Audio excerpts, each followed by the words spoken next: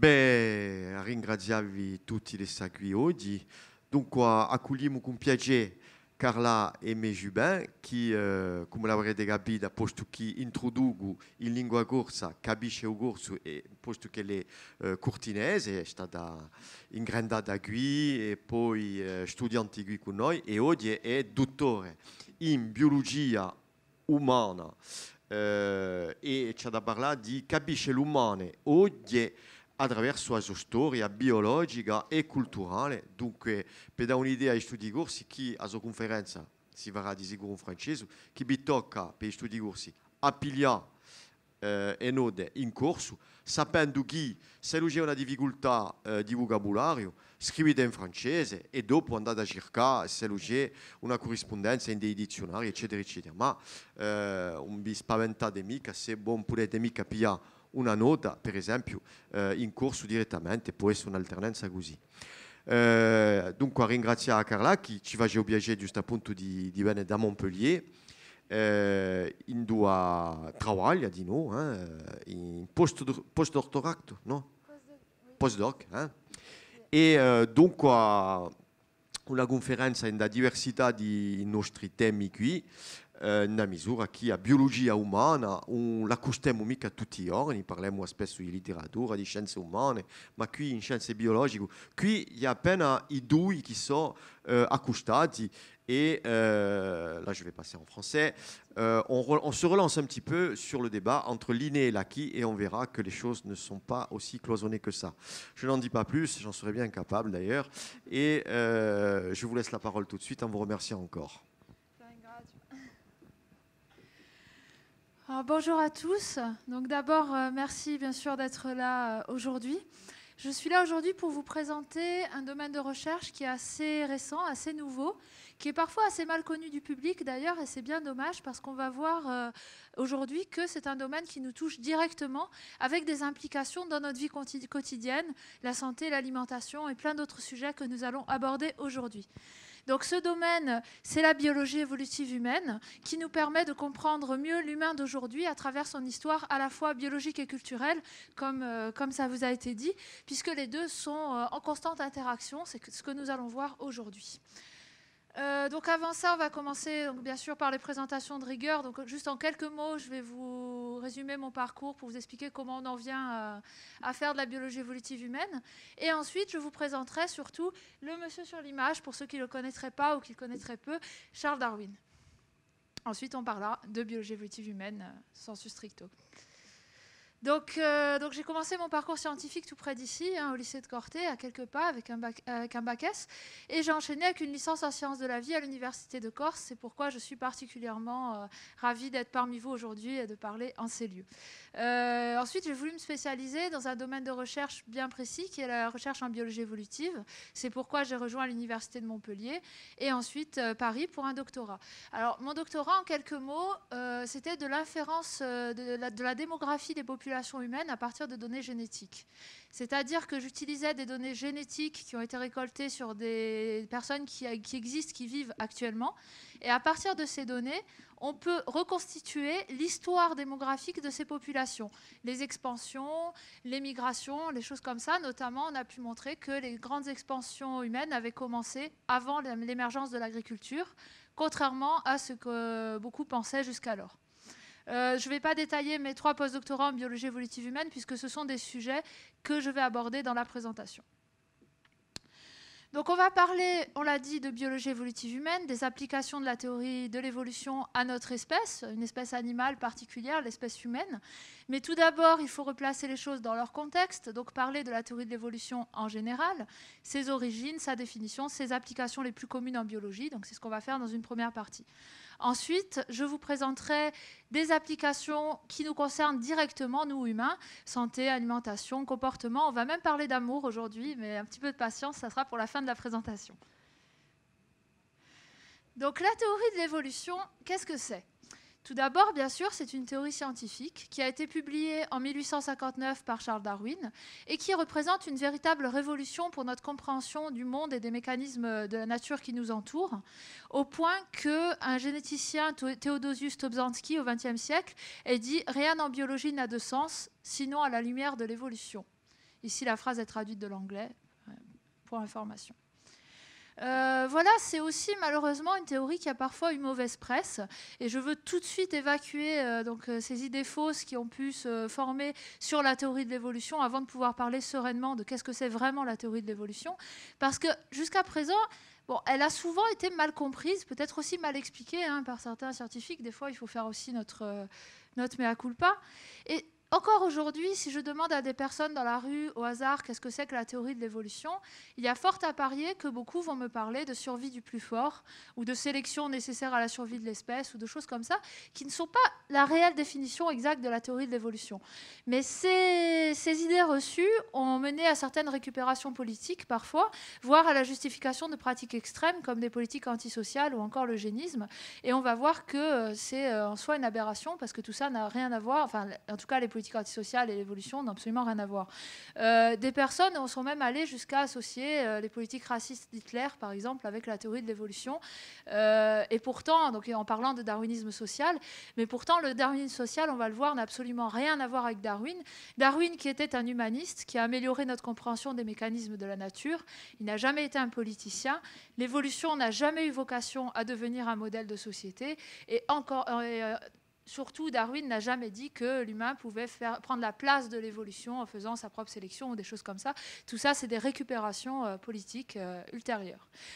D'autant plus que l'évolution, ce n'est pas la sélection des plus forts, ça ne mène pas à l'uniformisation. Au contraire, c'est le moteur de la diversité. Si dans cette salle, aujourd'hui, il y a des personnes qui ont les cheveux plus ou moins clairs, les yeux plus ou moins clairs, toute cette diversité qui fait la richesse de notre société, tout ça, ça résulte de la théorie de l'évolution, enfin de l'évolution. L'autre chose qui a fait que la théorie de l'évolution parfois peut avoir mauvaise presse, c'est l'eugénisme. Cette idée folle comme quoi on pourrait améliorer l'espèce humaine en modifiant ses gènes. Alors d'abord, il faut dire qu'on n'en est pas encore là. Si on savait modifier les gènes aussi facilement, il n'y aurait plus de maladies génétiques, par exemple, donc ça se saurait. Mais bien sûr, la technologie avance vite.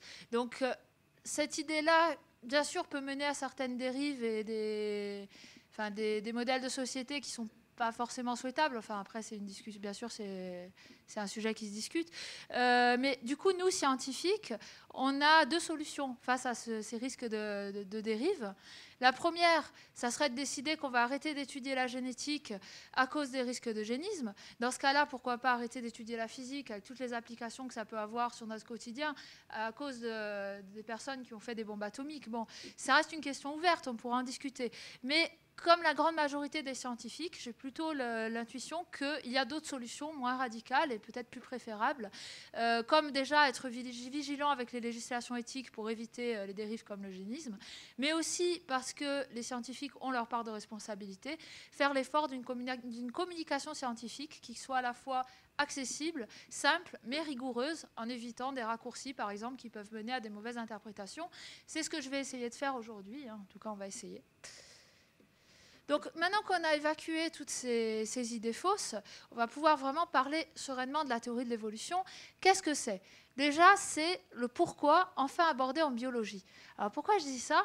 Donc je vous ai mis ici une photo d'un oiseau qui vole. Est-ce que je ne suis pas devant d'ailleurs ? C'est bon, tout le monde voit ? Ok, merci. Donc quand on voit cette photo, on peut se poser plusieurs questions. D'abord, comment est-ce que cet oiseau vole ? Alors, selon le domaine de votre interlocuteur, il vous parlera de la forme des ailes, de l'aérodynamisme, du corps de l'oiseau qui est léger, peut-être des courants aériens, tout plein de choses que je ne maîtrise pas vraiment, mais qui sont les causes proximales, les mécanismes qui font que cet oiseau est capable de voler. Nous, en biologie évolutive, on va s'intéresser à une autre question. Pourquoi est-ce que cet oiseau vole ? Alors vous allez me dire pour se déplacer, pour chercher de la nourriture, pour fuir les prédateurs, il y a tout plein de raisons possibles. Quand on s'intéresse au pourquoi, on parle de cause ultime. Et nous, en biologie évolutive, on est un petit peu comme les petits-enfants qui demandent sans cesse pourquoi et qui cherchent toujours à aller plus loin. Et on est persuadé que c'est comme ça qu'on va avancer en science. Alors on se demande pourquoi existe-t-il des organismes qui volent pour se déplacer ? Alors, je ne sais pas, non, je ne crois pas qu'il y ait des professeurs de SVT que j'ai pu avoir au lycée dans la salle.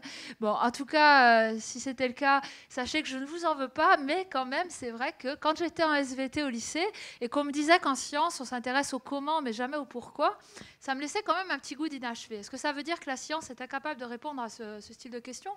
Ça me paraissait inconcevable. Et heureusement, plus tard, j'ai découvert que oui, il y a un domaine de la biologie qui s'intéresse à ces questions, la biologie évolutive, qui est fondée sur la théorie de l'évolution, dont on va parler maintenant. Donc la théorie de l'évolution, elle a été développée par Charles Darwin. Charles Darwin, il est né à Shrewsbury en 1809. À l'époque, quand on avait des enfants, qu'on avait un peu de moyens, qu'on voulait qu'ils réussissent, enfin faire des études, souvent on les envoyait soit faire médecine, soit faire de la théologie pour devenir pasteur ou curé, etc., selon leur confession. C'est exactement ce qui s'est passé pour Darwin, qui a commencé par faire des études de médecine. Mais voilà, il n'était pas très passionné par l'école, les diplômes, tout ça. Hein. Lui, ce qu'il préférait, c'était plutôt observer la nature, sa collection de coléoptères, entre autres. Hein. Et du coup, ça ne se passait pas très bien. Alors, son père a changé d'avis. Il a fini par l'envoyer faire des études de théologie pour qu'il devienne pasteur. Comme quoi, tout mène à tout dans la vie. Darwin n'est jamais devenu pasteur, cependant. Mais durant ses études, il a eu quand même son diplôme de justesse. Hein. Et puis surtout, il a rencontré un botaniste qui s'appelait Henslow, qui l'a recommandé pour partir sur le Beagle. Le Beagle, c'était un voilier qui devait partir faire le tour du monde pour faire de la cartographie. Et Darwin a réussi donc à faire partie de l'équipage. Alors ça n'a pas été facile, hein, pour la petite histoire, à cause de son gros nez. Ça peut paraître drôle, mais en fait, à l'époque, c'était la mode de penser que les traits du visage reflétaient la personnalité des gens. Et le capitaine était persuadé qu'une personne avec un aussi gros nez ne pouvait pas être assez dynamique et avoir les qualités nécessaires pour faire partie de l'expédition. Mais bon, il lui fallait quelqu'un, alors il a quand même accepté Darwin. J'ai envie de dire qu'il a eu du nez. Donc Darwin a profité forcément de ce voyage pour explorer différents environnements et observer la nature dans différents écosystèmes. Et c'est ainsi qu'il a élaboré sa théorie de l'évolution. Il ne l'a pas publiée tout de suite à son retour en 1836 parce qu'il savait que ça allait faire des vagues, notamment dans les milieux chrétiens. Il était chrétien lui-même d'ailleurs. Donc bon, il voulait d'abord vraiment étayer sa théorie, accumuler suffisamment de preuves pour être vraiment inattaquable.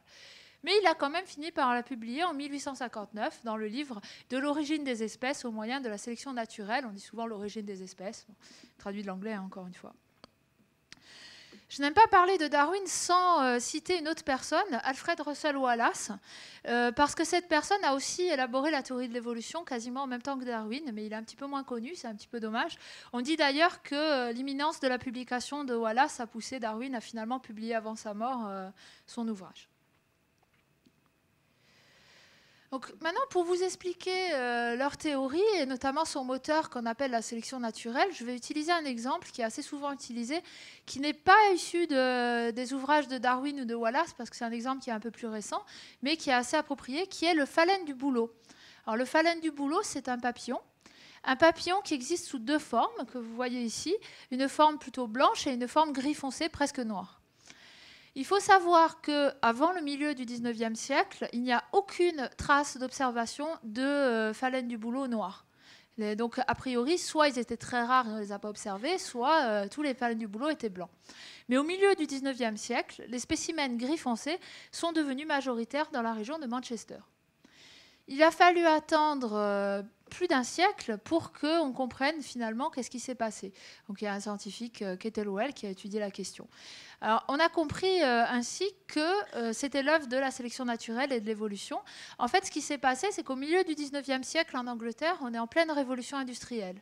Donc une augmentation, bien sûr, de la pollution, forcément, et un noircissement des arbres, notamment des bouleaux, et une disparition des lichens qui était plutôt claire.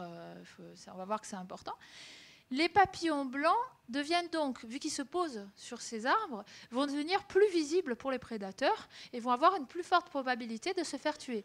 Par contre, les papillons gris, eux, sont plus discrets, vont être avantagés, c'est-à-dire qu'ils vont survivre plus longtemps, se reproduire davantage.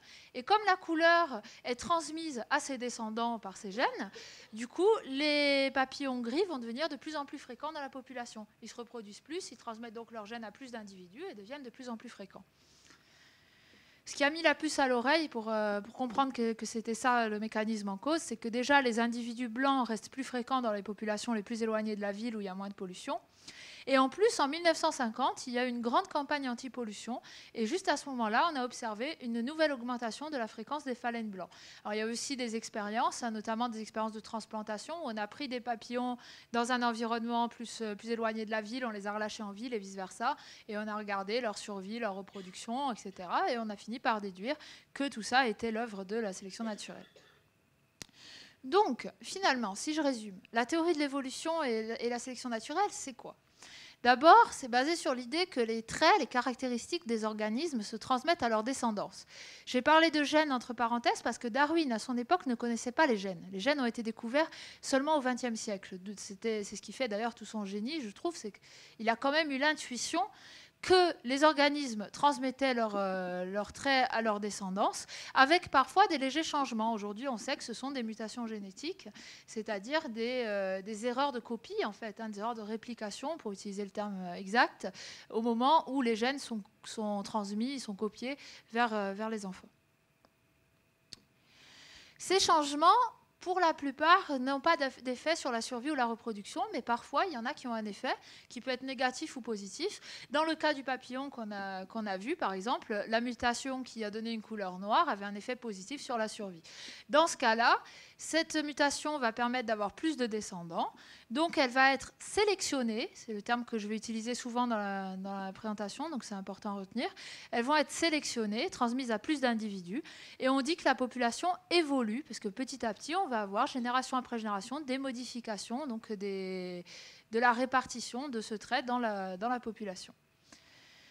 Alors parfois, on va avoir des espèces qui vont évoluer dans des environnements, avec des populations qui évoluent dans des environnements différents et qui, du coup, vont sélectionner des mutations différentes en fonction de leur environnement, les accumuler et devenir de plus en plus différentes. Et c'est ce qui va mener parfois à des espèces différentes. Et c'est ce qui explique la diversité des espèces qu'on observe aujourd'hui sur notre planète. Donc maintenant, les applications. Qu'est-ce qu'on a fait de cette théorie de l'évolution concrètement? Alors la première chose, bien sûr, on a essayé de reconstituer cet arbre du vivant, puisqu'on a dit que les espèces apparaissaient par des divergences successives au cours de l'histoire, au cours de leur histoire. Du coup, on va pouvoir reconstituer un peu comme un arbre généalogique. Alors, on parle plutôt d'arbre phylogénétique des différentes espèces. Ensuite, on a utilisé aussi la théorie de l'évolution pour chercher à mieux comprendre la diversité entre les individus au sein d'une même espèce.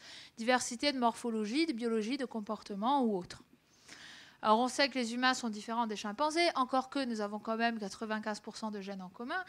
Mais on sait aussi bien sûr que les humains sont tous différents entre eux, les cheveux clairs, les cheveux foncés, les yeux clairs, les yeux foncés, des personnalités différentes, etc. On voit aussi ça pour les animaux domestiques. Tout le monde voit bien la différence entre un caniche et un berger allemand. Parfois, on a tendance à l'oublier un petit peu pour les animaux sauvages, mais c'est exactement la même chose.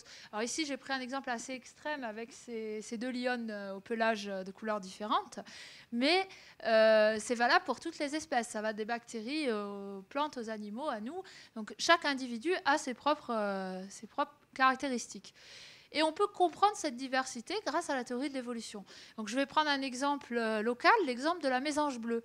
Parce que la mésange bleue, les populations de mésanges bleus sont suivies en Corse depuis 1976, notamment par une équipe du CEF de Montpellier, avec qui j'ai fait un stage il y a quelques années, donc je le connais bien. Et il y a plusieurs sites d'études. Je vais en citer deux en particulier, le site de Pirio, dans la vallée du Fang, et le site de Mour, en Balagne. Donc deux sites qui ne sont pas si éloignés à vol d'oiseau, mais qui pourtant sont très différents. Et notamment, on a deux populations qui ont des dates de reproduction complètement différentes. Dans les forêts de chênes verts de Pirio, les mésanges vont pondre en juin. Dans les forêts de chênes blancs de Mour, elles vont pondre en avril. Alors on a essayé de comprendre pourquoi, on aime bien ça, en biologie d'évolution, vous l'avez compris. Et en fait, déjà, ce qui saute aux yeux, c'est qu'on sait que les oisillons se nourrissent essentiellement de chenilles. Alors du coup, on s'est aperçu que la mésange va pondre ses œufs juste au bon moment pour que lorsqu'ils éclosent quelques jours plus tard, ça soit juste au moment où il y a le plus de chenilles dans l'environnement pour nourrir les oisillons. Et ainsi, les oisillons vont avoir plus de chances de survivre, être mieux nourris. Alors, à partir de là, alors déjà, il faut savoir, j'ai oublié de préciser, que dans les forêts de chênes verts, le pic de chenilles est en juin. C'est en juin qu'il y a le plus de chenilles. Dans les forêts de chênes blancs, c'est en avril parce que c'est des arbres à feuilles caduques et les chenilles sont friandes des jeunes pousses des feuilles qui repoussent au printemps. Donc la mésange apparemment est adaptée à son environnement. Alors deux solutions. Soit l'individu mésange est capable d'observer son environnement, de percevoir les caractéristiques de son environnement et d'adapter sa date de ponte en fonction. Soit c'est l'œuvre de la sélection naturelle. Dans ce cas-là, c'est en fait que les mésanges qui pondaient au bon moment ont été sélectionnés, se sont davantage reproduits, leurs oisillons surtout survivaient plus longtemps, donc ont davantage transmis leurs gènes, et finalement on arrive à une population où toutes les mésanges pondent au bon moment. Vous voyez, on dit souvent que la nature est bien faite, l'évolution n'y est pas pour rien, loin de là. Et en fait, on a donc pu distinguer entre ces deux hypothèses en faisant, encore une fois, comme pour les papillons, des expériences où on déplace des mésanges d'un site à l'autre. Et on s'est aperçu que non, elles n'adaptaient pas leur date de ponte à leur nouvel environnement. Donc c'est quelque chose qui est inné, qui est inscrit dans leur gène de pondre à telle date et pas à une autre. Donc ça montre que c'est l'effet de la sélection et non pas d'une adaptation au niveau du comportement de l'individu lui-même. Donc la théorie de l'évolution et cette façon d'étudier la diversité au sein des espèces a aussi des applications, par exemple pour la conservation des espèces. Une question particulièrement d'actualité en ce moment avec les changements climatiques. Si je reviens à ma mésange bleue, il faut savoir qu'il y a un troisième site d'étude de la même équipe, qui est cette fois sur le continent, près de Montpellier, au bois de Montarnaud. Et là-bas, la mortalité des oisillons est plus importante qu'en Corse. Donc on a essayé de comprendre pourquoi. Et en fait, on sait que les chênes blancs ont récemment été remplacés par les chênes verts dans cet environnement. Du coup, est-ce que les mésanges ont fini par adapter leur date de ponte? Eh bien, pas tout à fait. En fait, il y a une date de ponte intermédiaire qui s'observe. Et comme les populations sont suivies tous les ans, on peut voir que la date de ponte est de plus en plus tardive. Donc oui, les mésanges sont en train de s'adapter à cet environnement. Mais c'est un bon exemple pour voir que l'adaptation, ça ne se fait pas tout seul. Ça prend du temps, ça prend de nombreuses années et générations. Donc, entre-temps, on a des mésanges qui pondent un peu trop tôt et une mortalité des oisillons qui est plus importante. Si la population était trop petite ou avait une faible variabilité génétique, donc mettait plus de temps à s'adapter, on risquerait l'extinction de la population. Bon, pour l'instant, on ne s'inquiète pas trop pour la population de mésanges, qui est quand même assez conséquente. Mais voilà, pour d'autres espèces, ça peut avoir des conséquences beaucoup plus tragiques. Donc, dans le contexte des changements climatiques actuels, forcément, on se demande si les espèces vont pouvoir s'adapter assez rapidement. Et pour comprendre ça au cas par cas, pour chaque espèce, pour chaque population, il faut avoir une compréhension globale de l'évolution des écosystèmes. Savoir quel sera l'effet sur les végétaux, pour cet exemple, sur les chenilles, et ensuite sur les mésanges. Alors on sait par des simulations que les réchauffements climatiques, qui sont l'un des changements climatiques qu'on observe, accélèrent la croissance des feuilles. Et du coup, on peut se demander si les chenilles vont s'adapter. Et si c'est le cas, donc si le pic de chenilles est modifié, est-ce que la mésange, à son tour, va pouvoir s'adapter ? Comprendre ce genre de choses, ça nécessite donc une compréhension globale des écosystèmes, mais ça serait très utile pour permettre d'orienter efficacement les politiques de conservation et savoir pour quelle espèce, quelle population il faut mettre des moyens si on veut qu'elle ne disparaisse pas. Donc ça, c'était donc les applications les plus courantes de la biologie de l'évolution. On va parler aussi maintenant d'applications qui nous concernent d'un peu plus près. Pas tout de suite d'évolution de l'espèce humaine, mais d'abord de l'évolution d'organismes qui sont en lien direct avec nous, et notamment avec notre santé, les micro-organismes qui sont pathogènes pour l'humain. Donc un exemple que vous avez certainement déjà eu l'occasion d'en entendre parler dans les médias, la résistance aux antibiotiques. Alors les antibiotiques, je vais commencer tout de suite par dire, parce que c'est important quand même de le souligner, que c'est quelque chose de très utile. On sait qu'au XXe siècle, ça a permis de diminuer énormément la mortalité due aux maladies infectieuses. Seulement, voilà, il faut quand même savoir qu'il y a aussi certains problèmes posés par les antibiotiques, surtout par une utilisation abusive ou trop fréquente, pas forcément toujours appropriée. Si on considère que l'ovale ici représente la population d'une bactérie, admettons celle du rhume par exemple, dans cette salle, qu'est-ce qui se passe si tout le monde était traité aux antibiotiques? On a dit tout à l'heure que dans toutes les espèces, c'est valable aussi pour les bactéries, il y a une variabilité entre les individus. C'est pareil ici. Certains individus vont être davantage sensibles aux antibiotiques et d'autres vont être ce qu'on va appeler résistants. Donc, si j'utilise un antibiotique qui détruit toutes les bactéries qui sont sensibles, ici les bleus, je vous laisse deviner quelle bactérie va avoir plein d'hôtes disponibles, plein de ressources, plein de place, et va pouvoir se reproduire davantage, se développer et envahir la population, les bactéries sensibles. Voilà pourquoi il y a un problème de résistance aux antibiotiques. Les antibiotiques ne sont alors plus efficaces. J'attire votre attention parce que c'est une erreur que font assez souvent les gens sur le fait que l'utilisation abusive d'antibiotiques joue sur l'ensemble de la population. Ce n'est pas parce qu'une personne n'en a jamais pris de sa vie que le jour où elle en aura besoin, ça sera plus efficace. Non, parce qu'avec ce système, on modifie vraiment la composition de la population bactérienne. Donc le comportement des uns va influencer toute la population. Donc on a un petit problème avec ça, et même un gros problème. Mais il y a une solution. Hein. La solution, ça serait de changer régulièrement d'antibiotiques, d'avoir plusieurs antibiotiques pour la même maladie. Dans ce cas-là, qu'est-ce qui se passe? Alors j'élimine les bleus avec un antibiotique. J'utilise ensuite un autre antibiotique qui va éliminer les rouges. Ben, j'élimine ma population de bactéries dans la salle. Donc, pour ça, il faut avoir de différents antibiotiques, sauf que des antibiotiques, ça prend beaucoup de temps à être mis au point. Il y a des tests, etc. Ça prend des années. Et le problème, c'est que ce problème n'a pas été vraiment anticipé assez en amont pour qu'on n'ait pas de problème de résistance aux antibiotiques aujourd'hui. Alors, peut-être que cela a été amplifié par le fait que la théorie de la biologie évolutive, malheureusement, n'est pas toujours très bien connue dans d'autres domaines scientifiques, dans la santé, entre autres, mais pas que. Donc voilà, donc on a vu que la théorie de l'évolution, ça nous influençait nous aussi, ça avait aussi des impacts sur l'espèce humaine. On va aller encore plus loin. Est-ce que nous, espèce humaine, en tant qu'espèce animale, parce qu'on en est une, avec des particularités certes, mais on en est une, évoluons encore? Alors, c'est une idée qui, des fois, a un petit peu de mal à passer, dans la population, parce que, bon, on admet très bien qu'on est des organismes vivants avec des cellules, des organes, des gènes, bien sûr, mais quand même, l'humain, parfois, a tendance à se voir un petit peu sur un piédestal, et on a tendance à penser que la sélection naturelle, ça concerne les animaux, les plantes, ok, mais ça ne nous concerne plus trop, parce que nous, on a les progrès de la médecine qui ont fait que la survie des individus est moins liée qu'avant à leur patrimoine génétique. La culture, nos comportements seraient plus définis par notre culture que par notre biologie. On pense aussi des fois au libre arbitre. On se dit qu'après tout, on est des êtres pensants qui prenons des décisions rationnelles.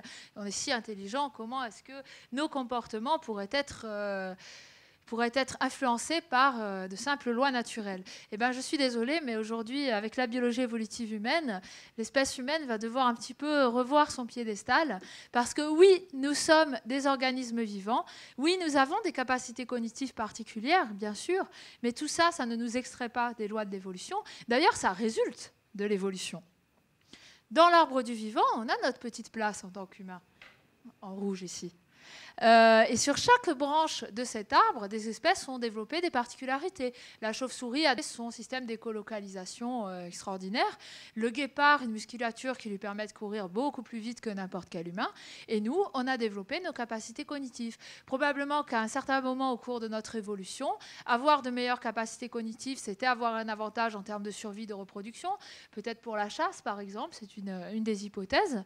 Et du coup, petit à petit, la sélection naturelle a favorisé ses capacités cognitives jusqu'à aboutir au cerveau que l'on a aujourd'hui.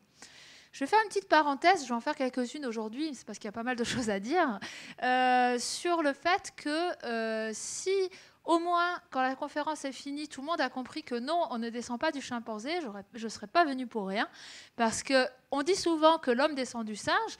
C'est pas tout à fait faux, mais c'est pas tout à fait vrai. En fait, nous avons surtout un ancêtre commun avec les grands singes actuels, comme le chimpanzé.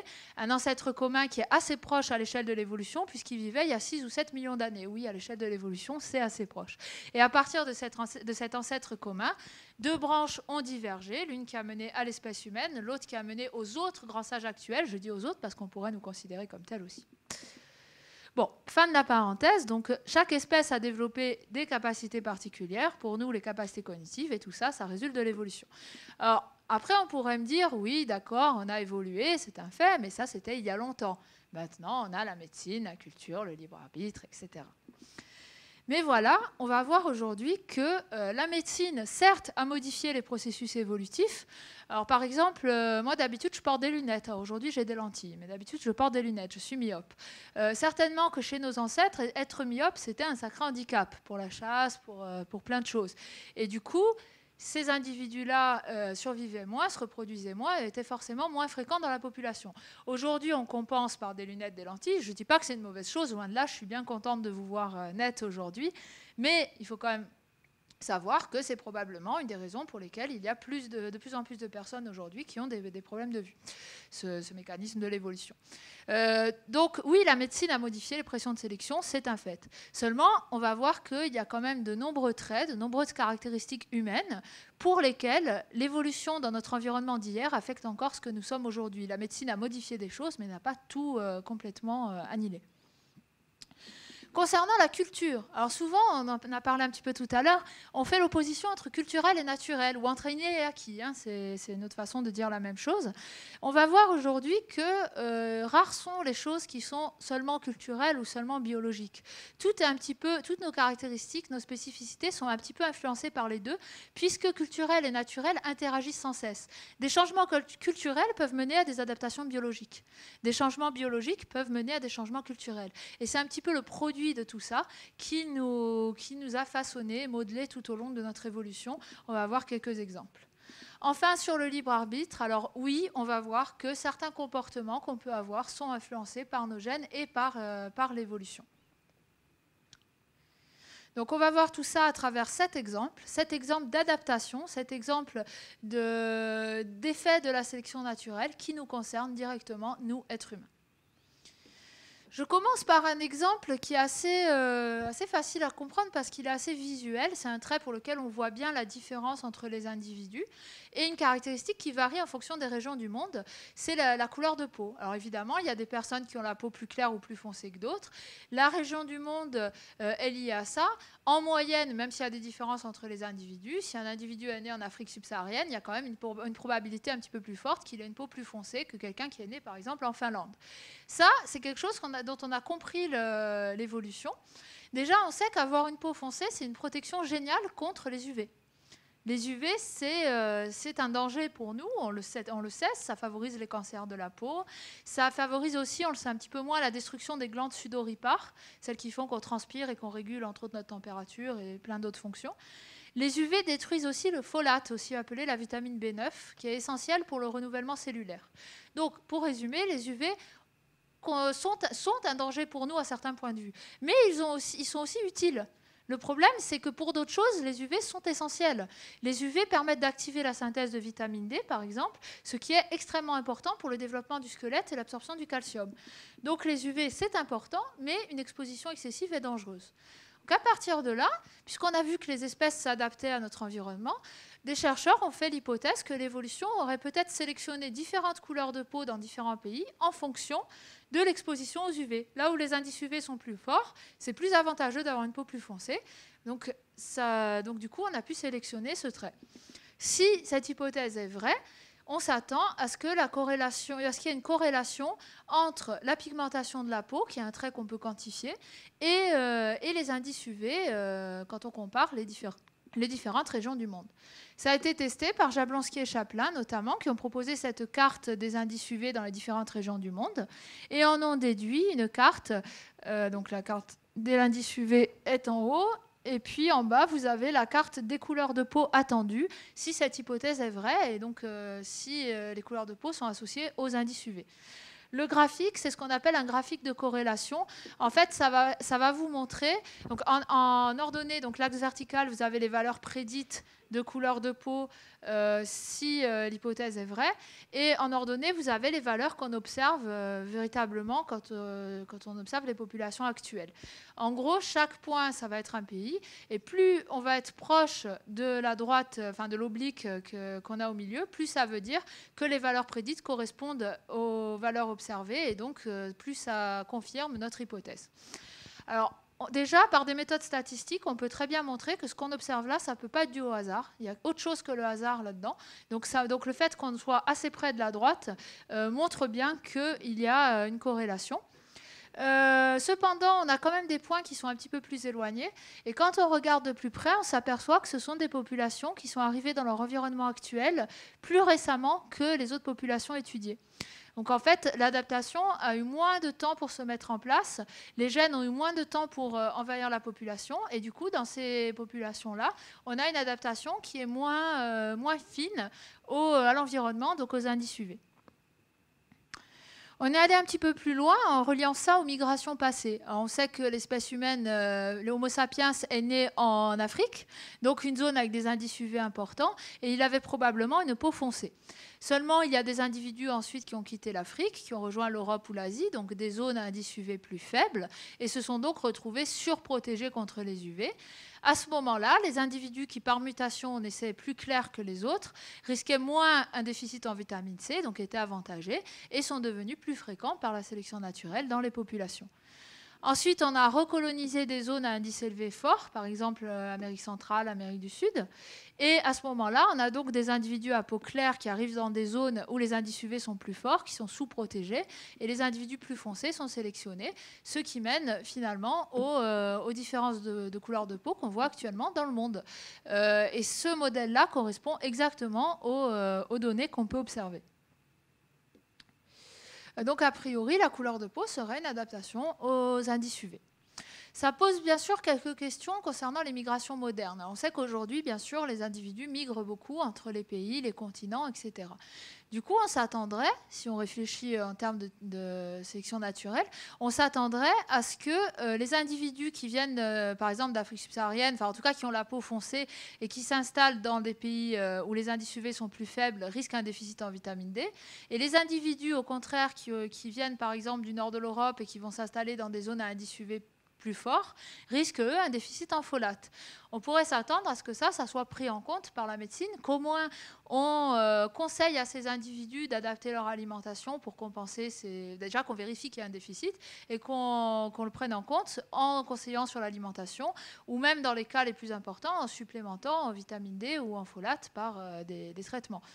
Surtout qu'il y a des études qui ont quand même montré ce déficit en vitamine D, qui ont montré que plus on avait la peau foncée, plus on risquait un déficit en vitamine D sous nos latitudes. Cependant, c'est très rarement pris en compte par la médecine.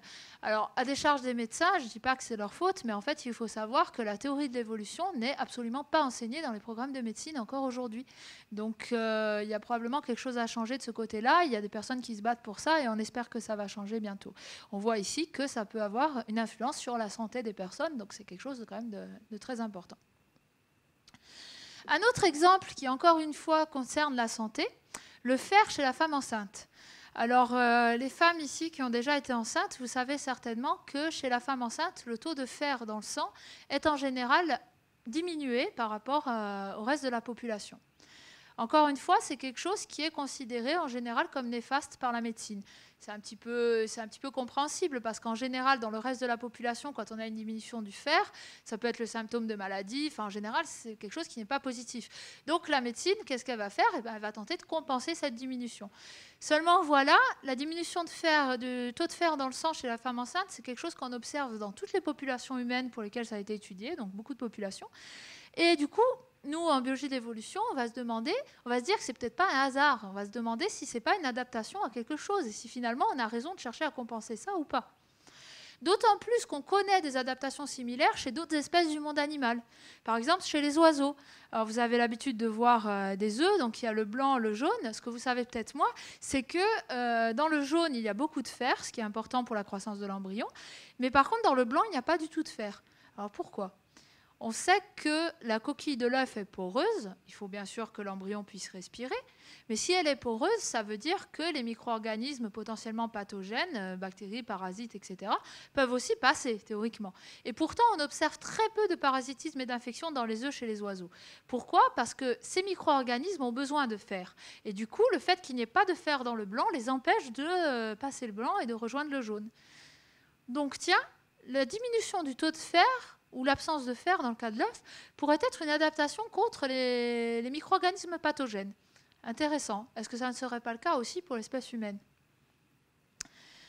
Alors, d'autant plus que chez les femmes enceintes, on connaît des mécanismes de protection de l'embryon. Il y en a plein qui ont été sélectionnés par l'évolution. Tout d'abord, des modifications du système immunitaire pour éviter que celui-ci considère l'embryon comme un corps étranger et se retourne contre l'embryon. Mais il faut quand même protéger l'embryon contre les micro-organismes, surtout si le système immunitaire est un petit peu en veille. Donc il y a d'autres adaptations qui ont été sélectionnées. Par exemple, les nausées, pourquoi les femmes enceintes ont des nausées. Alors déjà, pourquoi les gens ont des nausées en général? Quand on a des nausées, c'est que notre organisme a perçu qu'on avait ingéré quelque chose qui n'est pas bon pour lui, et du coup, on va chercher à l'éliminer par les vomissements. Chez la femme enceinte, c'est pareil. Et ce sont des aliments bien précis, en général, qui favorisent les nausées. Alors, par exemple, aujourd'hui, il y a des normes sanitaires. Ok, c'est moins dangereux qu'avant de manger de la viande rouge. D'ailleurs, ça apporte aussi beaucoup de choses à côté de ça.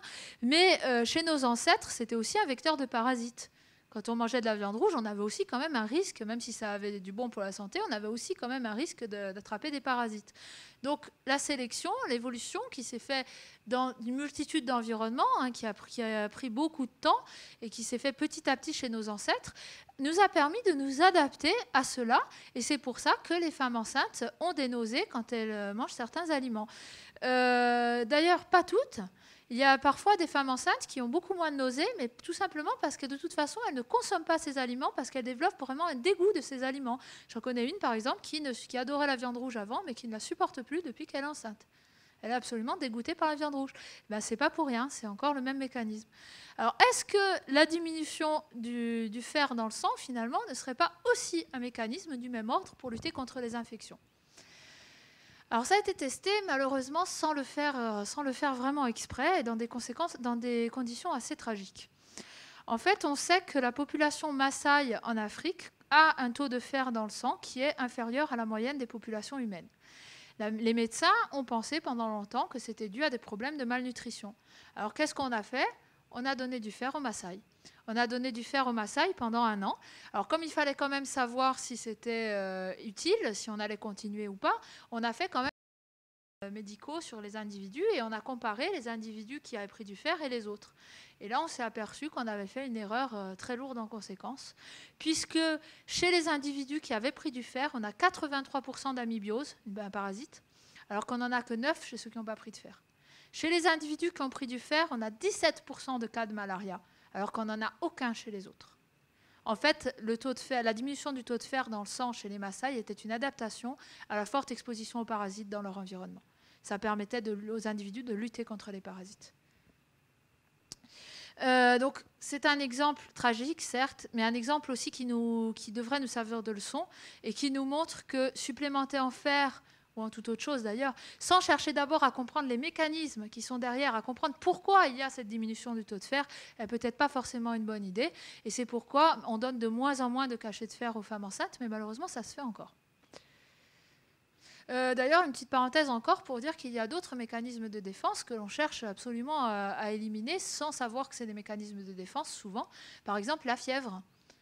Qu'est-ce que c'est la fièvre? La fièvre, c'est notre organisme qui va augmenter légèrement sa température parce qu'il est attaqué par des bactéries et que beaucoup de bactéries ne survivent pas à une montée de température. Donc, on va avoir de la fièvre. Alors aujourd'hui, qu'est-ce qui se passe? Dès qu'on a 38 de fièvre, on va prendre de l'aspirine, on va prendre des cachets et on va éliminer les défenses naturelles de notre organisme. Alors, ça peut être un choix de confort, bien sûr, mais ça serait quand même bien, je pense, de le faire en connaissance de cause. Après, chacun va décider ce qu'il veut faire. Il y a quand même une étude qui a montré qu'on guérit plus lentement lorsqu'on prend de l'aspirine. On se sent peut-être mieux, mais on va mettre plus de temps à guérir. Voilà, c'était une petite parenthèse encore. Un autre exemple, alors cette fois on va parler d'alimentation et on va surtout citer un exemple qui permet de bien comprendre que le biologique et le culturel, comme je l'ai déjà dit, sont très liés. Cet exemple, c'est la cuisson des aliments. Alors l'humain cuit ses aliments depuis déjà 250 000 ans. Ça a permis d'éliminer certaines toxines, certains pathogènes, par exemple dans la viande, évidemment, mais ça permet aussi d'avoir un apport énergétique supplémentaire. Pourquoi? Parce que pour une même denrée qui a le même apport énergétique, lorsqu'on va la cuire, on va utiliser moins d'énergie nous-mêmes pour la digérer. Du coup, au final, le rapport énergie acquise, énergie dépensée va être plus avantageux. Donc, on a commencé à cuire nos aliments. D'ailleurs, les autres primates ne s'y trompent pas. Un chimpanzé n'a pas la culture de la cuisson des aliments, certes, mais si on lui montre un morceau de viande cuite ou un morceau de viande pas cuite, il va choisir le morceau de viande cuite. Donc, comme nous sommes aussi des primates, nous avons très certainement eu le même réflexe au moment où on a découvert la cuisson des aliments. Cela a entraîné des adaptations biologiques, on le sait à partir de l'étude des restes fossiles, notamment une diminution des dents, une diminution de la mâchoire. Ça devenait inutile d'avoir des dents et une mâchoire capable de mâcher la viande crue. Aussi une diminution de l'intestin. Tous les primates ont un intestin grêle plus ou moins de 10 mètres de long. Le nôtre fait environ entre 6 et 8 mètres de long. Donc il est plus court que celui des autres primates. Ça, c'est probablement une adaptation aussi, puisqu'on n'avait pas besoin d'un intestin aussi long pour digérer la viande. Et ce qui montre qu'il y a eu effectivement des adaptations biologiques du système digestif à la cuisson des aliments, c'est qu'aujourd'hui, on pourrait se dire, bon, puisque nos ancêtres mangeaient cru, on pourrait faire pareil, après tout. Alors ça a été la mode pendant un moment de faire notamment un régime pour perdre du poids où on mangeait cru avec différentes techniques de transformation des aliments pour pouvoir quand même les manger. Mais on s'est vite aperçu qu'en plus, bon, on avait une perte de poids certainement, mais on risquait aussi de graves carences et de graves problèmes de santé. Donc c'est vite passé de mode. Donc après tout, pourquoi est-ce que ça nous ferait ça alors que ça ne le faisait pas à nos ancêtres? C'est que notre système digestif a été modifié et s'est adapté à la cuisson de la viande par le même mécanisme que j'ai détaillé tout à l'heure pour les papillons ou pour les mésanges. Bien sûr, la cuisson des aliments a aussi donné lieu à des adaptations culturelles. On a commencé à inventer différentes techniques de cuisson, plus tard des ustensiles, des recettes, toutes ces choses qu'on attribue à la culture. Donc du coup, on voit ici que finalement, un changement culturel au départ, le fait de cuire ces aliments, ou un changement technologique en tout cas, a entraîné des changements biologiques et également des changements culturels, et que les deux sont très liés, et que c'est la résultante des deux qui fait qu'aujourd'hui, on cuit nos aliments, on a tous des fours à la maison, etc. Donc les deux sont très liés. On peut le voir avec un autre exemple, toujours sur l'alimentation, la tolérance au lactose. Alors, je ne sais pas s'il y a des personnes intolérantes au lactose dans la salle. Statistiquement, c'est assez probable, même très fortement probable. Sachez que vous n'êtes pas seul. Vous n'êtes pas seul dans le monde animal.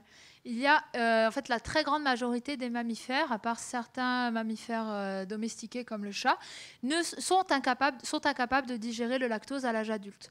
Les petits boivent du lait maternel bien sûr, mais à l'âge adulte, ils ne produisent plus la lactase, qui est l'enzyme qui nous permet de digérer le lait, et donc sont intolérants au lactose. Chez l'humain, on observe une tolérance qui est apparue dans certaines populations. Il y a une forte variabilité entre les individus. Dans chaque population, on a des individus qui vont digérer le lait à l'âge adulte et d'autres non. On a une différence aussi entre les populations. Il faut savoir, par exemple, qu'à Bali, le lait est utilisé comme laxatif.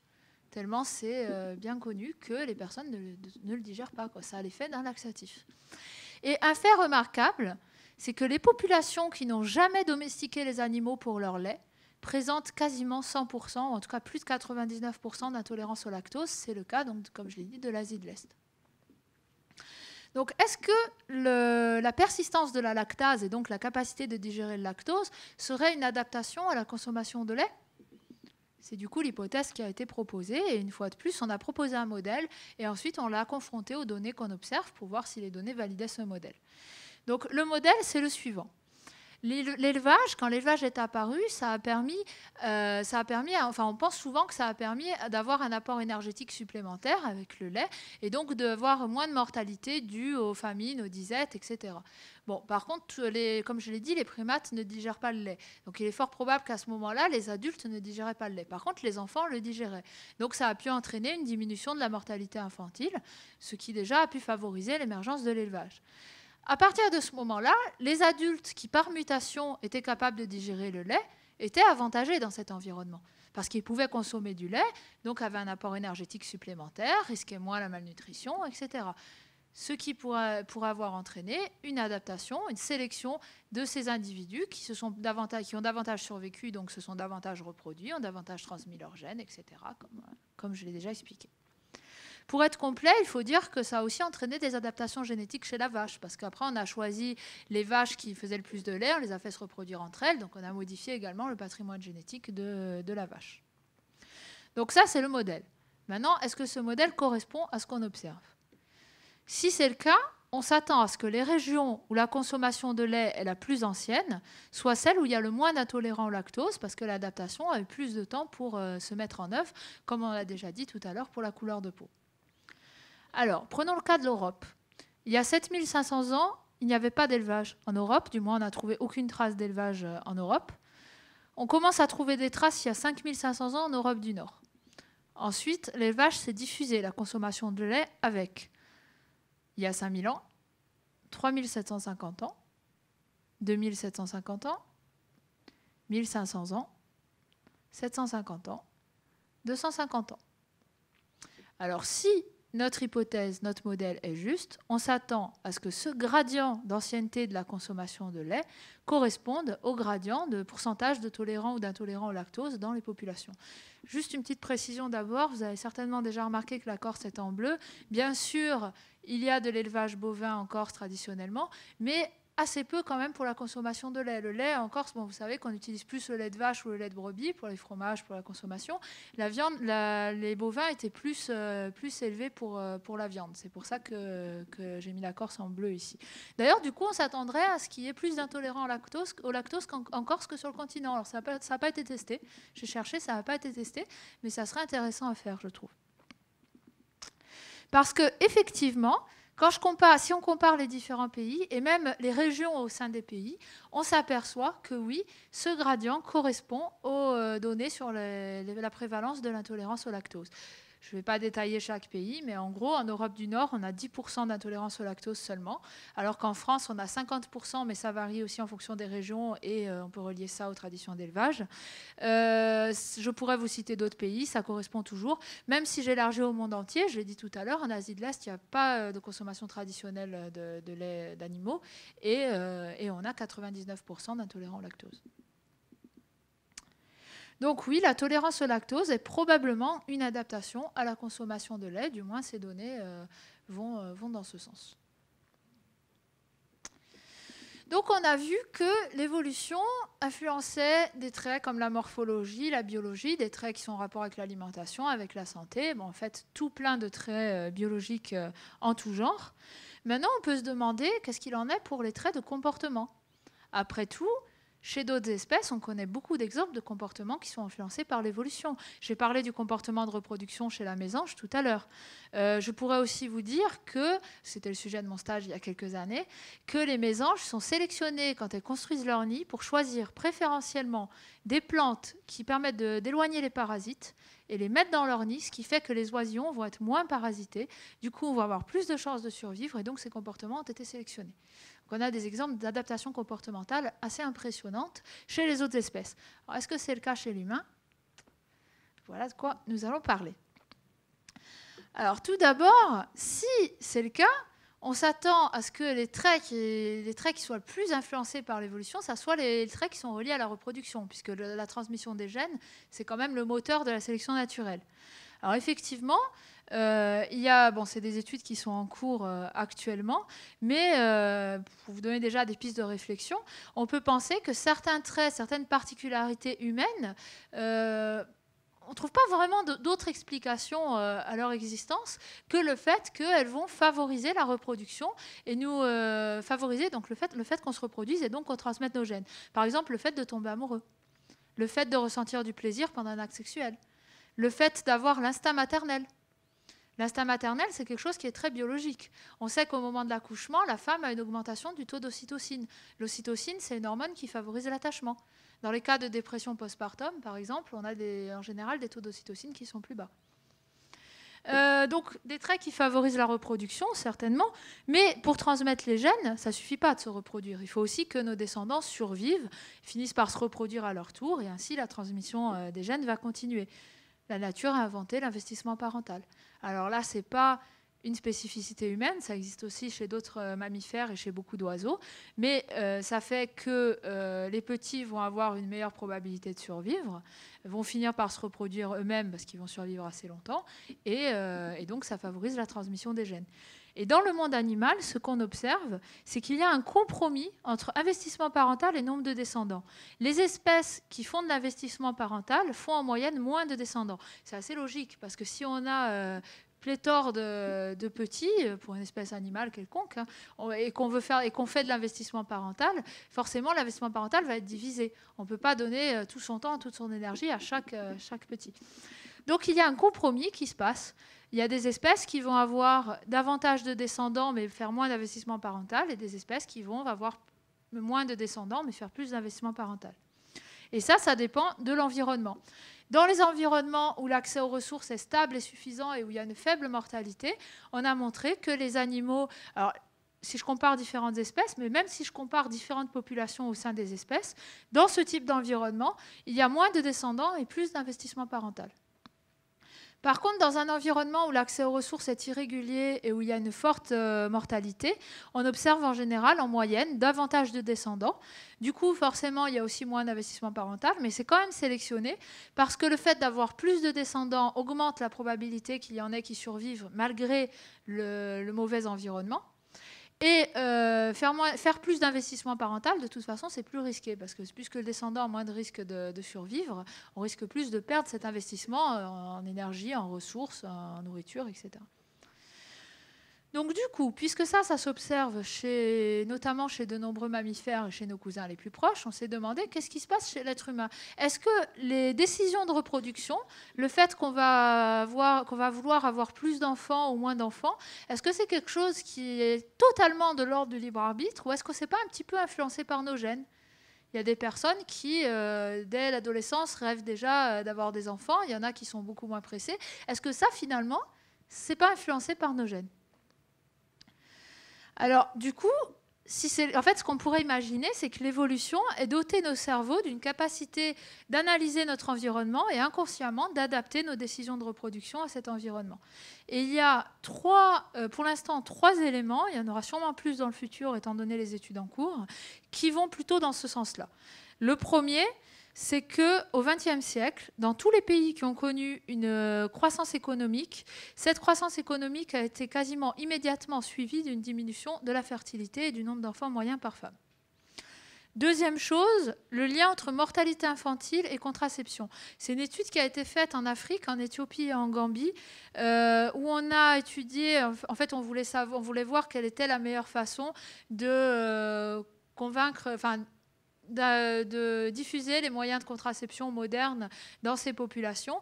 Et on s'est aperçu que les femmes qui avaient perdu des enfants ou un enfant ou des enfants en bas âge, donc mortalité infantile, étaient plus réticentes à prendre des moyens de contraception, indépendamment du nombre d'enfants qu'elles ont vraiment vivants. Indépendamment aussi de leur milieu socio-économique, on a corrigé pour plein de variables, accès à la contraception au niveau financier, etc. Troisième chose, c'est l'étude que j'ai faite à Montréal pendant mon premier postdoc. On a montré que nous adaptions notre stratégie de reproduction à notre environnement, et notamment que ce qui était important, c'est l'environnement qu'on rencontre pendant l'enfance. En fait, l'environnement qu'on rencontre pendant notre enfance, c'est le premier signal qui va nous dire si notre environnement est bon ou pas, en fait. Et si on a assez de ressources, si on a une survie qui est quasiment sûre ou pas, quoi. Et en fait, on a étudié 750 enfants au Québec et on a montré que certaines caractéristiques d'instabilité de l'environnement pendant l'enfance, on a pris les pertes d'emploi des parents, les diminutions de revenus, les déménagements, d'autres choses qui sont de l'ordre du changement, de l'instabilité de l'accès aux ressources. On a regardé aussi la dangerosité de l'environnement, le nombre de crimes ou de blessures dans leur quartier, qui influence notre perception de la dangerosité de l'environnement et donc de nos chances de survie. Et on a vu que les individus qui vivaient dans un environnement plus instable et moins sûr avaient, une fois adolescents, un intérêt plus précoce pour le sexe opposé, des relations sexuelles plus précoces et davantage de partenaires. Donc apparemment, une stratégie de reproduction qui se met en place inconsciemment, mais qui va plutôt consister à maximiser le nombre de descendants, plutôt que attendre d'accumuler suffisamment de ressources et faire quelques descendants, mais avec plus d'investissement. Alors, je ne peux pas m'empêcher de faire un petit clin d'œil, parce qu'on entend souvent des personnes dire que les personnes dans le besoin ont tendance à faire plus d'enfants pour les allocations. Alors, je ne peux pas m'empêcher de préciser que c'est peut-être un peu plus compliqué que ça, et finalement, l'évolution a peut-être quelque chose à voir avec ça. Bon, donc on a parlé de comportement de reproduction. Donc maintenant, alors pour transmettre ces gènes, bien sûr, il faut se reproduire, mais pour ça, en général, il faut aussi trouver un partenaire. Donc un autre trait qui peut être influencé par l'évolution, c'est ça, c'est le choix de partenaire. Pourquoi est-ce qu'on va être plutôt attiré par une personne que par une autre, par exemple ? Ça aussi, on va voir que ça a un lien avec l'évolution. Alors je prends l'exemple, comme d'habitude, on va partir du monde animal et ensuite on va regarder ce qui se passe chez l'humain. Si je prends l'exemple de cette mésange, cette fois, ce n'est pas une mésange bleue, c'est une mésange charbonnière. Mais bon, donc chez la mésange, c'est la femelle qui choisit le mâle. Ça pourrait être l'inverse, ça ne change pas grand-chose à mon explication, mais bon, voilà, c'est important de préciser. Donc la mésange, elle va davantage transmettre ses gènes si elle choisit un partenaire qui a quelles caractéristiques? Fertile, capable de protéger, nourrir les petits et donc d'augmenter leur survie, et qui leur transmettra des bons gènes, c'est-à-dire des gènes qui vont faire qu'ils vont être plus résistants, qui vont avoir aussi davantage de chances de survivre. Du coup, le mâle, il aura plus de chances de transmettre ses gènes s'il a lui-même ces caractéristiques, puisqu'il aura plus de chances de trouver une partenaire et donc de se reproduire. Donc ces caractéristiques permettent donc d'avoir plus de chances de se reproduire, de davantage transmettre nos gènes, et donc sont aussi sélectionnées. Alors là, c'est ce qu'on appelle la sélection sexuelle, c'est un petit peu le pendant de la sélection naturelle. Ce sont les deux moteurs de l'évolution. Alors qu'est-ce qui se passe chez l'humain?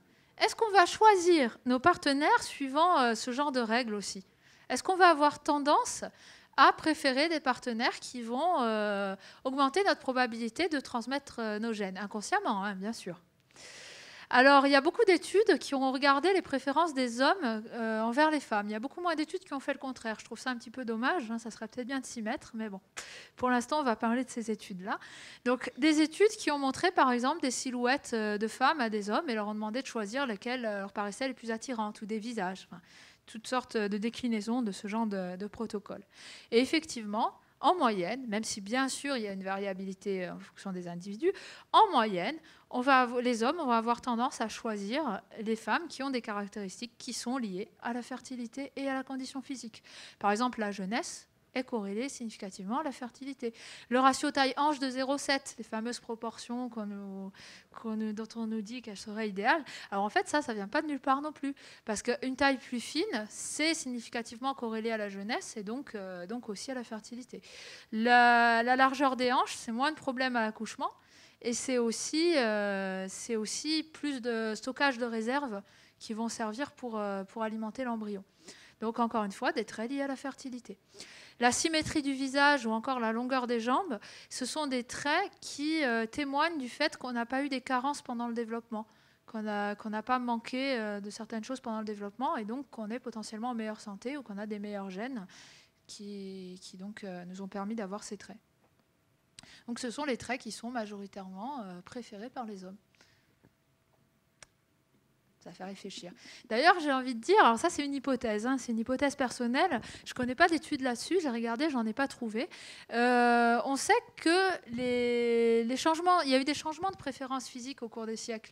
Quand on regarde les tableaux d'art, on voit bien que les femmes qui sont représentées en général ont des rondeurs. Ça ne va pas être les femmes squelettiques qu'on va voir dans certains magazines aujourd'hui, loin de là.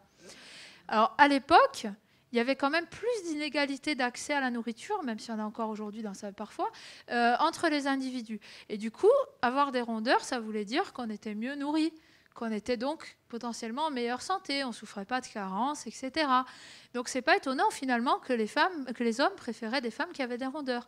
Aujourd'hui, dans nos sociétés modernes, en tout cas, il y a un peu moins d'inégalités d'accès aux ressources et du coup, ce mécanisme n'est plus à l'œuvre. Alors oui, il y a encore des inégalités d'accès aux ressources, évidemment, mais quand même par rapport à cette époque, dans nos pays, en tout cas, dans lesquels justement on nous bassine avec le culte de la minceur, dans ces milieux-là, il y a moins d'inégalités d'accès aux ressources. Donc ça pourrait expliquer le changement de préférence physique au cours des âges.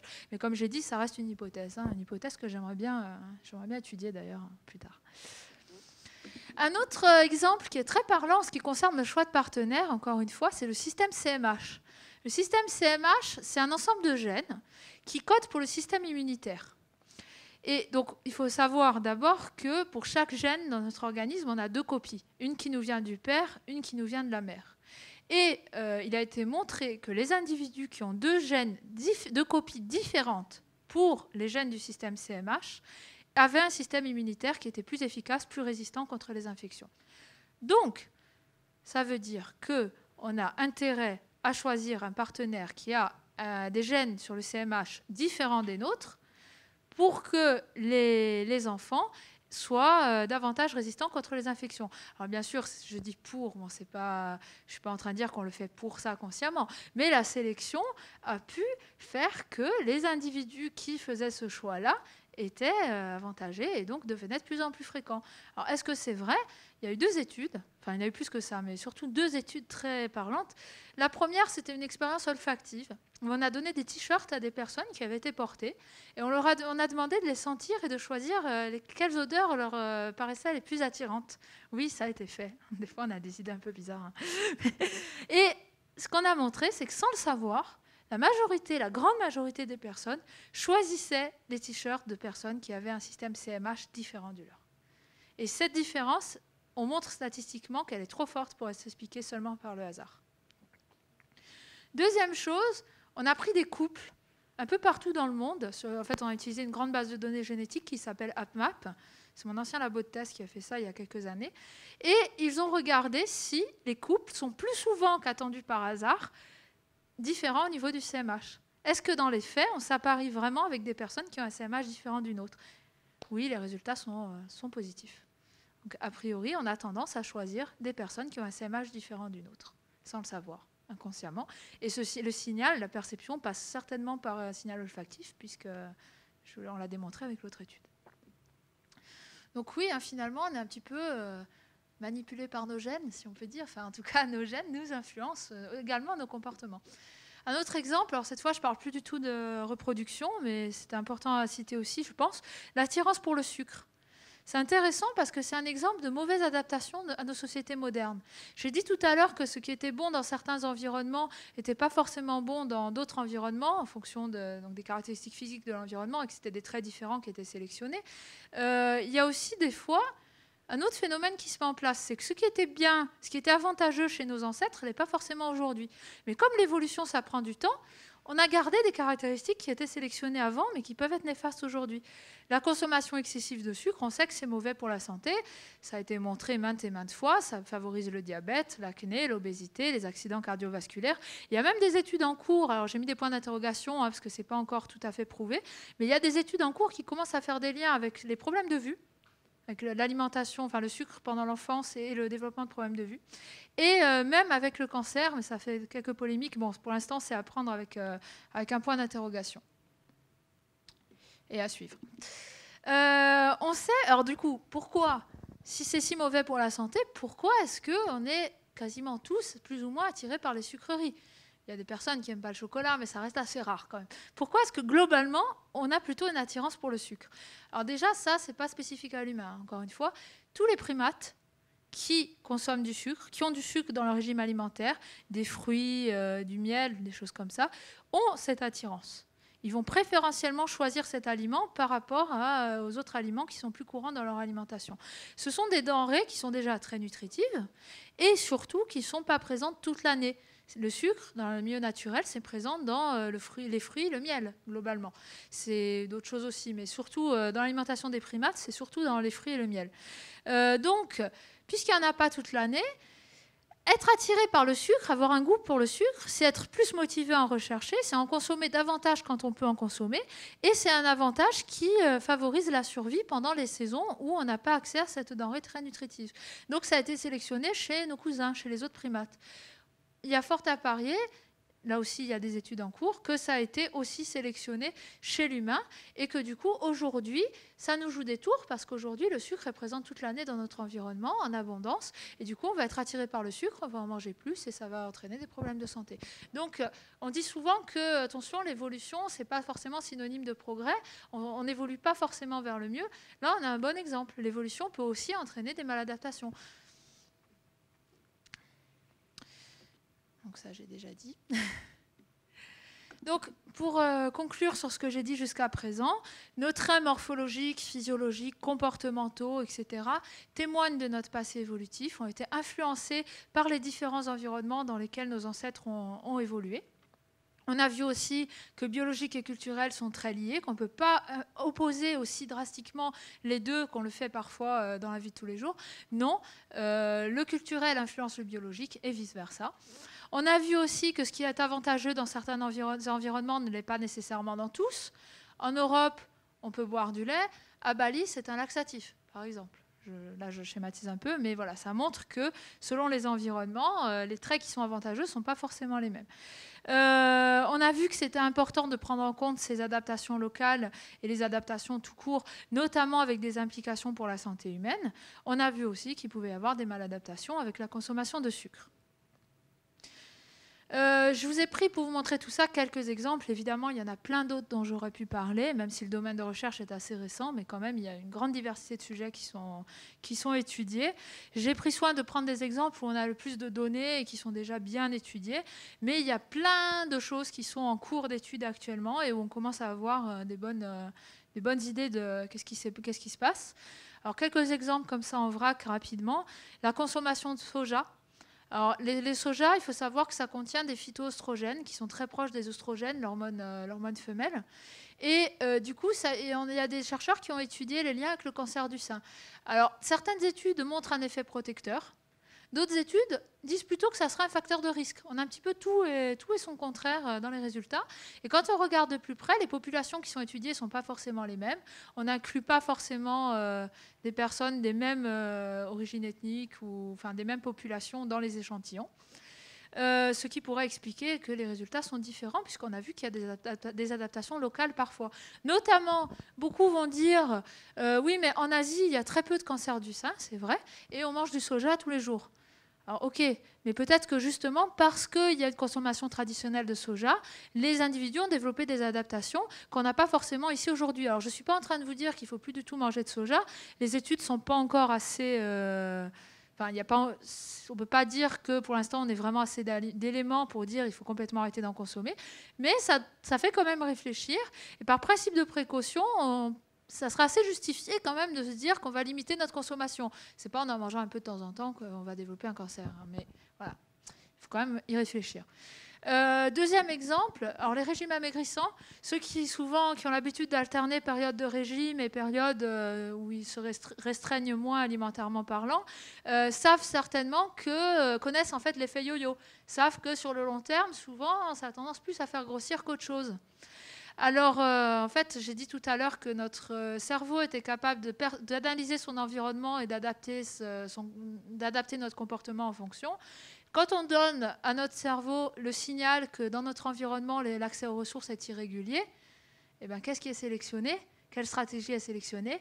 Dès qu'on a accès à des ressources, on va en profiter. On va avoir davantage faim, on va manger plus, on va davantage physiologiquement faire des réserves, etc. Ce qui peut expliquer l'effet yo-yo. Les phobies. Les phobies aussi peuvent s'expliquer par l'évolution.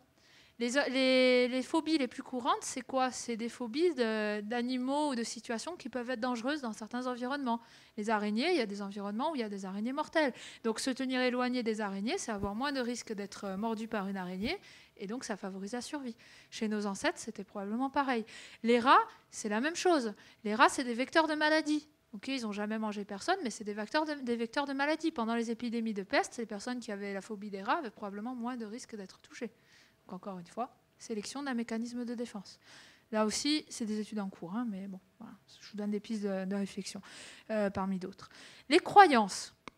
Alors les croyances, la tendance à avoir des croyances, des superstitions, des religions et tout ce genre de choses, c'est quelque chose qui est courant dans toutes les populations humaines. Les croyances diffèrent, mais dans toutes les populations humaines, on a ce genre de choses.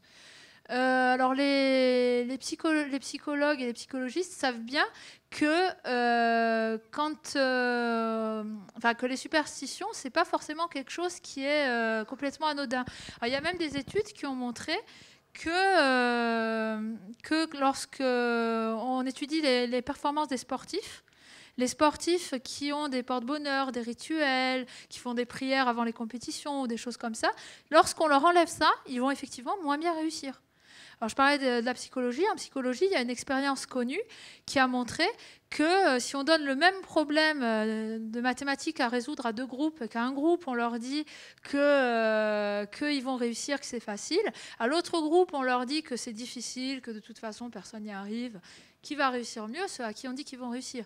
Donc, en fait, finalement, tout ça, ça peut être vu, même les porte-bonheur, par exemple, ça peut être vu comme une façon de dire à notre cerveau, voilà, tu peux y arriver. Et ça va influencer vraiment nos performances.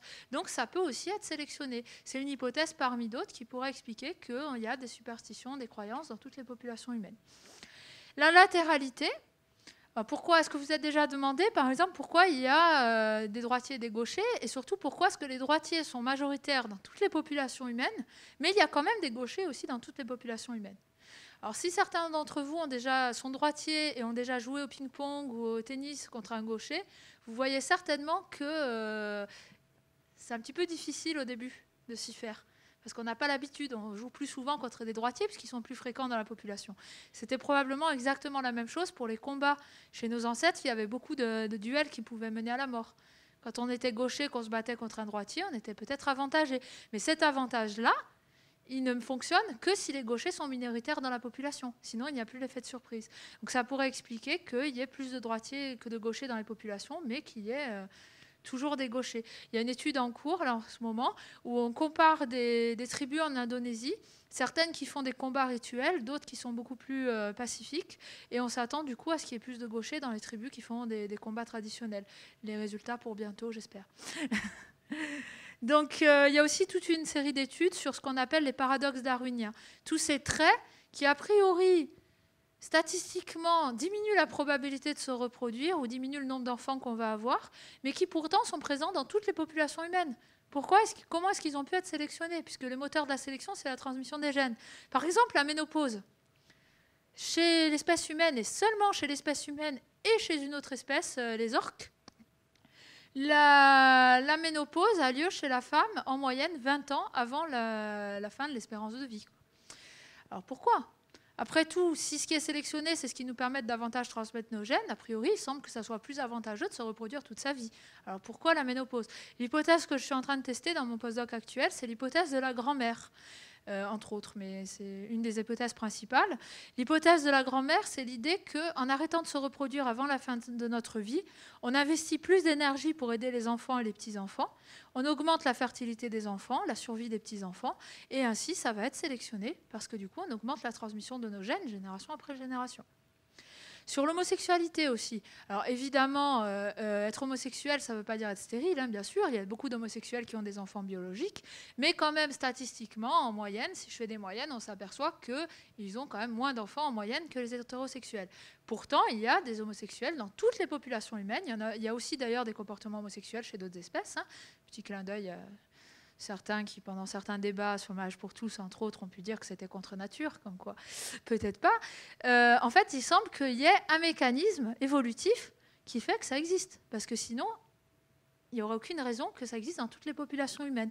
Et ce qu'on a montré dernièrement, c'est que les femmes dans la famille d'un homme homosexuel ont en moyenne plus d'enfants que les autres.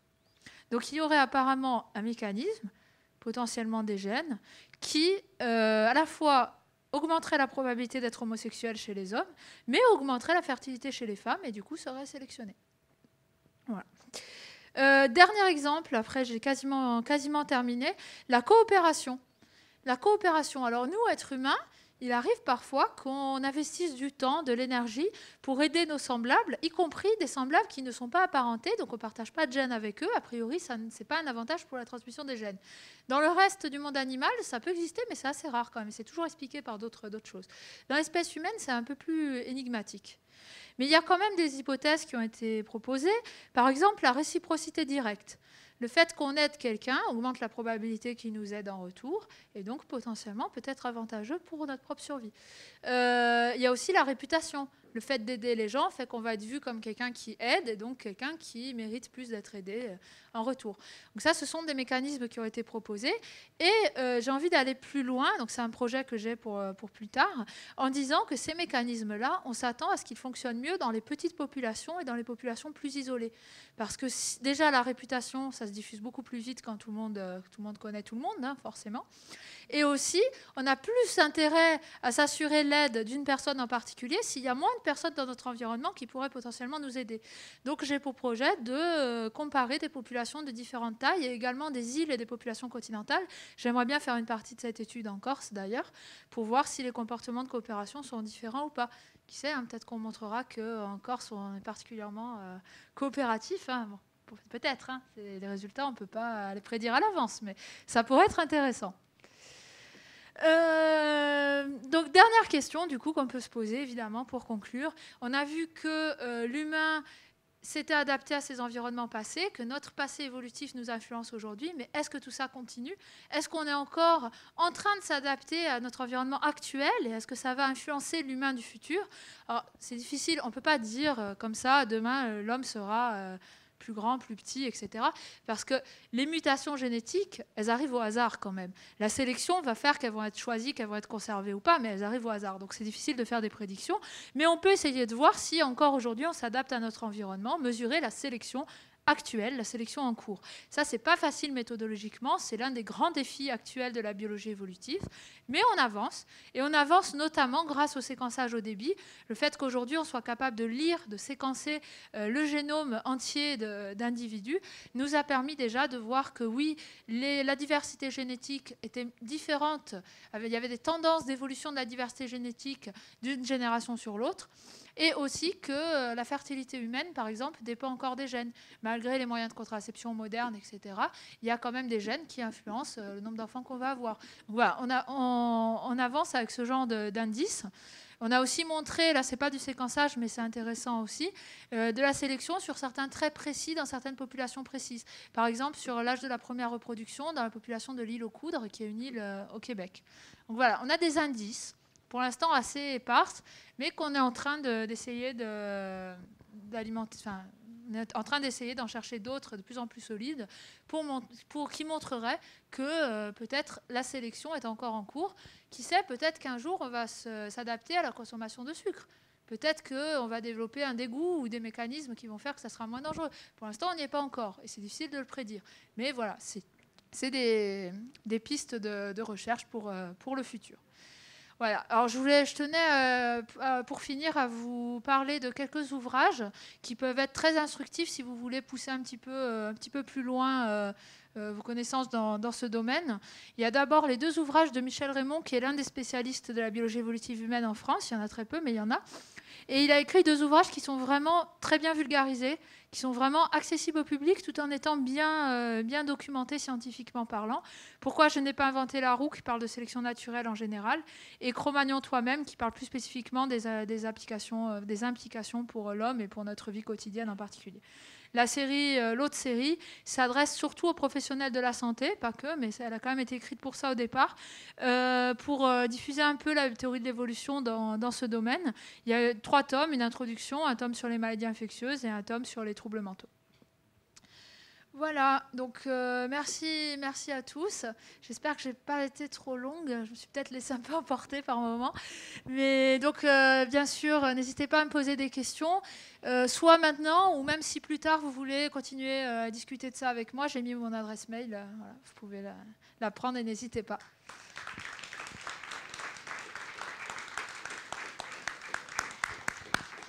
Merci beaucoup. Merci mille fois, Carla, pour cette communication passionnée et ô combien instructive. Hein. Je remarque que le bilinguisme est une évolution génétique patente aussi, que nous ne manquerons pas de cultiver ici en Corse. Mais en ce qui concerne le bilinguisme, nous y attelons. Bon, plein de réponses à beaucoup de questions, mais peut-être quelques-unes restent-elles en suspens. On va essayer de prendre quelques questions. Moi, j'ai découvert pourquoi je perdais au ping-pong contre les gauchers. Et c'est quand même une révélation aujourd'hui qui est intéressante pour l'anecdote. Mais en fait, il y a plein de... C'est parti. Bonjour. Sur cette question des gauchers, ça m'intéresse d'abord parce que je suis gaucher. Et puis parce qu'effectivement, il y a une question. Si les gauchers sont avantagés, ils devraient se reproduire plus, enfin en tout cas avoir un meilleur succès. Et donc, à terme, on devrait se retrouver avec 50% de gauchers.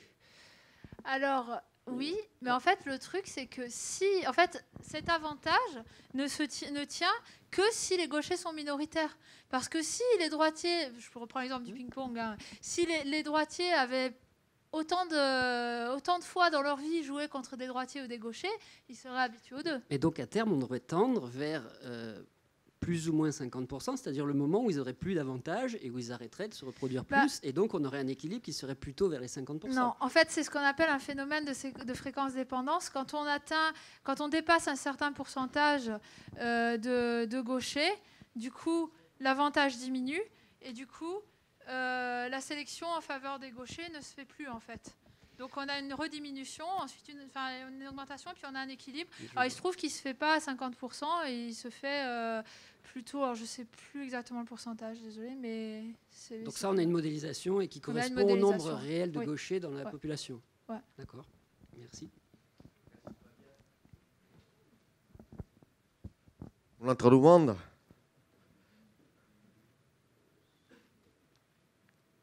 Oui, je vous en prie. Bonjour. Bonjour. Moi, j'ai une grande crainte sur les organismes génétiquement modifiés. Parce que si j'écoute bien votre discours, vous dites que le libre arbitre, à la limite, il n'existe pas beaucoup. C'est les gènes qui nous gouvernent, en grande partie. Et le jour où on arrivera à modifier nos gènes, où est-ce qu'on va aller? Qu'est-ce qu'on va devenir? Alors, bon, d'abord, le libre arbitre, il existe quand même un petit peu, mais disons que nos comportements sont influencés par beaucoup de choses. Il y a un terrain génétique qui ensuite va être influencé aussi par notre environnement, notre éducation, etc. Les deux jouent, mais effectivement, les gènes, on a montré qu'ils avaient une importance particulière. Effectivement, du coup, je l'ai dit un petit peu au début, ça peut faire peur, hein, ça peut ouvrir la porte vers des risques de dérive. Ça rejoint la question de l'eugénisme dont je parlais. Bon, pour l'instant, on n'en est pas encore déjà à modifier les gènes, mais ça, la technologie avance vite et on peut imaginer qu'un jour, on a les technologies pour le faire.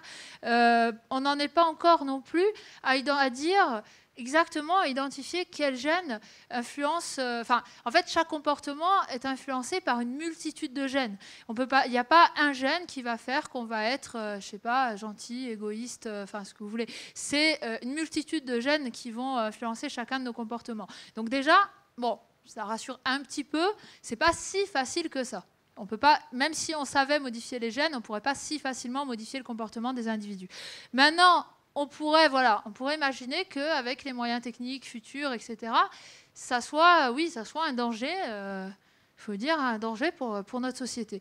Alors après, voilà, il y a deux choses. Soit, comme je disais au début, on arrête d'étudier la génétique et puis on se dit, bon, il peut y avoir un danger plus tard, on va arrêter là. Dans ce cas, si on avait toujours fait ça, il y a beaucoup de domaines dans lesquels on n'aurait pas beaucoup avancé. On n'aurait pas tous les moyens techniques actuels, par exemple, parce que la recherche en physique, on l'aurait arrêtée au moment de l'élaboration de la première bombe atomique, par exemple. Ça aurait peut-être été pas plus mal. C'est une question ouverte, hein, on peut en discuter. Personnellement, j'ai tendance à penser que plutôt que d'en arriver à un monde où on va complètement refuser d'avancer dans la connaissance sous prétexte que peut-être il peut y avoir des risques, il faudrait peut-être plutôt essayer de prévenir ces risques tout en quand même sans supprimer la recherche non plus. Alors par exemple, c'est pour ça que c'est important d'avoir des législations éthiques qui tiennent la route. On a des comités d'éthique, on a des législations éthiques qui sont assez strictes quand même en France. Dans certains pays, c'est un peu plus discutable. Ça serait peut-être bien d'ailleurs, je pense, que ça soit géré au niveau international pour certaines choses. Donc, bien sûr, ça, c'est quelque chose d'important. Il faut faire attention aux dérives. Il faut avoir des législations qui correspondent à ça. Après, je ne suis pas en train de dire non plus que nous, les scientifiques, on fait notre science dans notre coin et que c'est aux politiques et aux législateurs de faire les choses. Non, on a aussi une part de responsabilité. Et surtout, je pense que ce qui est important, c'est de ne pas faire notre recherche tout seul dans notre tour d'ivoire, l'idée qu'on peut avoir des fois un petit peu caricaturale du chercheur, mais de discuter avec les différents acteurs de la société et du public et d'expliquer les choses clairement en faisant attention à ne pas laisser la porte ouverte à des interprétations erronées, des choses comme ça, et faire vraiment un effort de communication et à la fois de vigilance pour éviter ce genre de dérive. Évidemment, c'est quelque chose d'essentiel. Question? Oui.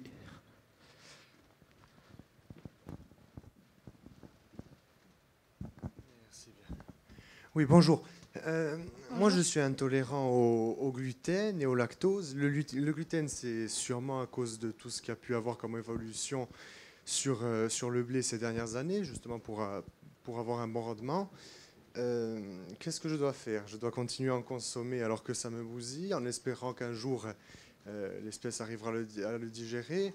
Est-ce que les gens, au final, qui produisent ces espèces, qui ont un gros rendement de production, ne vont pas à leur perte en allant un jour, en arrivant trop vite à un moment où plus personne ne pourra en consommer? Comment ça peut évoluer et qu'est-ce que je dois faire? Alors sur le gluten, j'ai parlé plutôt du lactose parce que c'est mieux connu. Sur le gluten, il y a des études en cours pour essayer de faire la part, enfin de voir justement à quel point c'est en lien avec comme vous dites, les nouvelles agricultures, etc. Il y a probablement des liens. Voilà, bon, on commence à le montrer. Sur le lactose, particulièrement, on a vu que, en fait, finalement, chez nos ancêtres, la norme, je dirais, c'était d'être intolérant au lactose. C'est la tolérance au lactose qui est apparue après. Donc c'est un peu différent. Voilà, c'est un peu là, on n'est pas dans l'influence de la modernité. On est plus dans un mécanisme biologique de long terme. En tout cas, en règle générale, lorsque notre organisme ne digère pas quelque chose, ne supporte pas quelque chose, ça aussi, c'est un mécanisme d'alerte, c'est un signal que ce quelque chose n'est pas bon pour notre organisme. Donc si des personnes ne sont pas intolérantes au lactose, elles peuvent consommer du lait sans problème. Quand les personnes sont intolérantes au lactose, je pense qu'on ne peut que leur conseiller de limiter, voire de supprimer leur consommation de lait, parce que si l'organisme ne l'accepte pas, c'est qu'il n'a pas ce qu'il faut pour, et donc ça serait néfaste d'en consommer.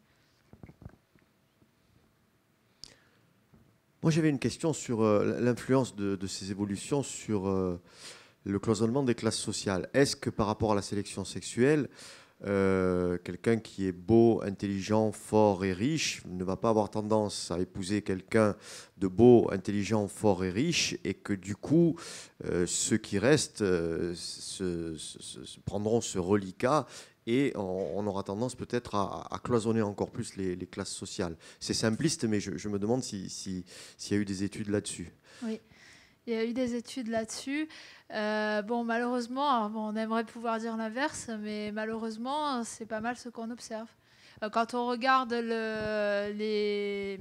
l'ascenseur social, comme on dit, dans les différents pays du monde, on s'aperçoit que, oui, le statut social des parents détermine à 70% de probabilité le statut social des enfants et qu'il y a finalement assez peu de changements de classe, et ce, dans tous les pays qui ont été étudiés. Et je peux vous dire qu'il y a eu des études dans des pays aussi divers et variés en termes de politique que l'Europe du Nord, la France, le Chili, certains pays d'Asie, des dictatures, des démocraties, enfin un peu tout.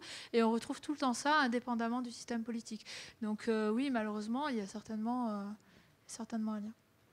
Voilà, il suffit de regarder les épouses des stars du football ou des milliardaires. Après, bien sûr, il y a toujours des exceptions. Mais après, nous, en biologie évolutive, on travaille sur des moyennes.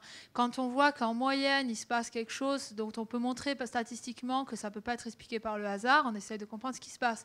On ne peut pas forcément en tirer des généralités non plus. Il y a toujours une variabilité entre les individus, bien sûr. Ce n'est pas des règles absolues, mais c'est des moyennes. Et en moyenne, oui, on attend les hommes riches, beaux, etc., ont tendance à avoir des femmes riches, belles, etc. Bien, l'après-midi fut... Ah, il y en a encore une.